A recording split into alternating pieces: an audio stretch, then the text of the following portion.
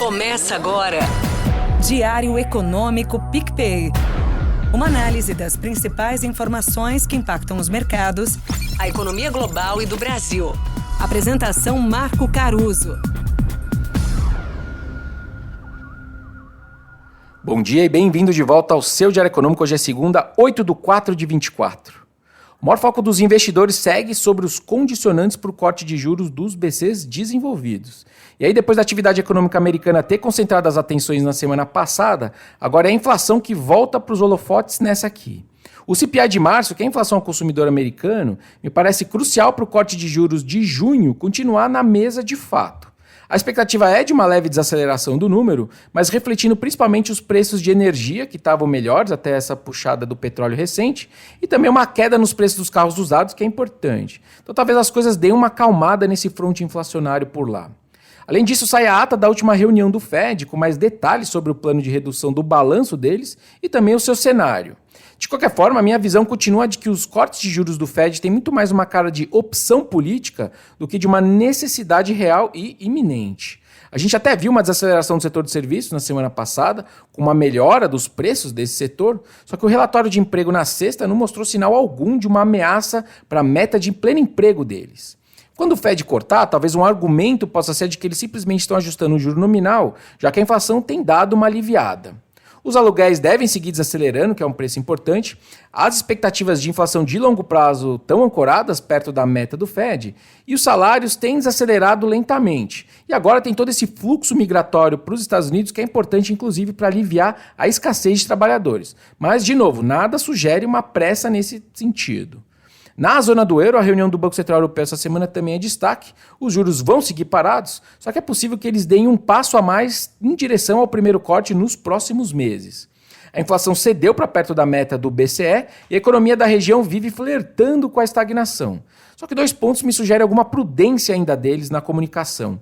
O mundo está passando por outro choque nos preços do petróleo, certo? E os dados salariais das negociações coletivas do primeiro TRI da região ali da zona do euro só vão estar disponíveis mais para frente e esse é um preço importante, né? Salários. No Brasil, além do IPCA de março, tem também o restante dos dados de atividade fechando fevereiro. Para a inflação, nosso número está rodando em 0,24%, que é um pouco abaixo do consenso. E eu vejo 3 destaques para esse número. Primeiro é a moderação que a gente deve ver nos alimentos no domicílio, graças principalmente aos preços dos in naturas e cereais, essencialmente devolvendo aquela pressão do fim do ano passado e o começo deste ano. Então é o ninho ficando mesmo para trás. Outros são serviços que rodaram bem baixos nesse último IPCA 15 e devem continuar assim. E por fim, alguma influência que a gente deve ver nas promoções da Semana do Consumidor, que foi ali entre 11 e 18 do mês passado, e devem ter contido os preços dos bens industriais. Em 12 meses, então, o IPCA cede para perto de 4%. Para os dados de atividade, a cara é positiva.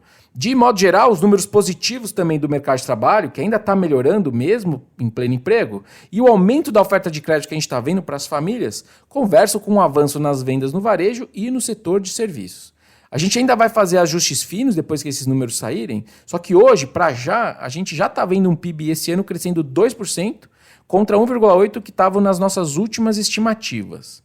Para terminar, de Brasília tem 2 discussões importantes para os ativos. Primeiro, tem ainda a crise no entorno da Petrobras e ontem o presidente Lula convocou o Haddad e outros ministros para discutir sobre isso. Resumindo, para quem não tem acompanhado todo esse imbróglio da Petro, o Jean Paul Prats tem balançado no cargo da presidência e o estopim foi lá em março quando o governo pediu para os seus representantes no Conselho votarem contra o pagamento de dividendos extraordinários e o presidente da estatal se absteve. E aí criou todo um problema para o governo. A Petro perdeu um caminhão de valor de mercado na época e agora o governo também parece ter mudado de ideia e deve votar a favor, inclusive, porque eles precisam recompor as contas públicas. Se a Petro paga dividendos, entra dinheiro na fazenda, já que o governo é um dos acionistas. Além disso, sobre as contas públicas, teve notícia dizendo que o governo pretende decidir esses dias a meta fiscal do ano que vem. Na verdade, a definição precisa estar justamente no projeto de lei de diretrizes orçamentárias de 2025, que vai ser enviado ao Congresso até o dia 15 agora. Hoje, a meta supostamente do ano que vem é de 0,5% do PIB de superávit, positivo, né? Para esse ano, a ideia de rever a meta de déficit zero ainda segue lá para frente.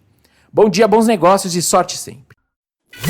Você ouviu Diário Econômico PicPay. Uma análise das principais informações que impactam os mercados, A economia global e do Brasil. de segunda a sexta, às 6 da manhã, no Spotify e YouTube.